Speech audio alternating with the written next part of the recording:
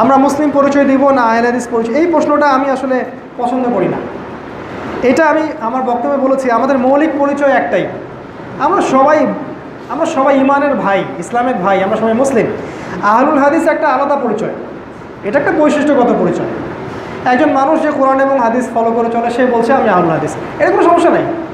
একজন মানুষ যে বলছে যে আমি ধরেন কি বলছে আধ্যাত্মিকত্ব চর্চা করি, আমি সুফি, হ্যাঁ, কেউ বলছে যে আমি আল্লাহ রাসূলের সুন্নাহ ফলো করে চলি, আমি আহলুস সুন্নাহ।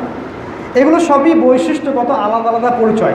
বৈশিষ্ট্যগত পরিচয় শতাধিক দেওয়া যায় একটা মানুষের, কিন্তু এগুলোর কোনোটাই আমাদের মৌলিক পরিচয় নয়, এটা বুঝতে হবে।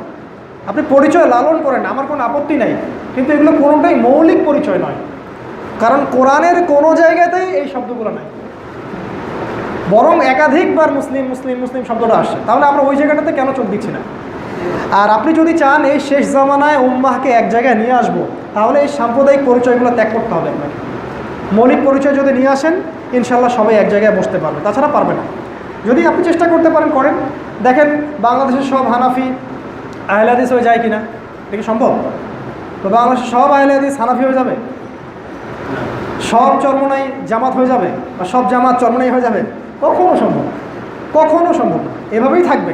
কিন্তু আমাদের দৃষ্টিভঙ্গিটা হবে সবার ভালোটুকু নিচ্ছি, খারাপটা নিব না, সবাই আমার ভাই, সবার মাঝেই ভুল আছে, আমি ভুল ধরতে যাচ্ছি না। যেটা শিরকের পর্যায়ে, যেটা কুফরির পর্যায়ে সেটা নিয়ে বলবো, যেটা বেদাত, চরম স্পষ্ট বেদাত সেটা নিয়ে বলবো, ইখতিলাফি মাসলা নিয়ে আমি কথা বলবো না।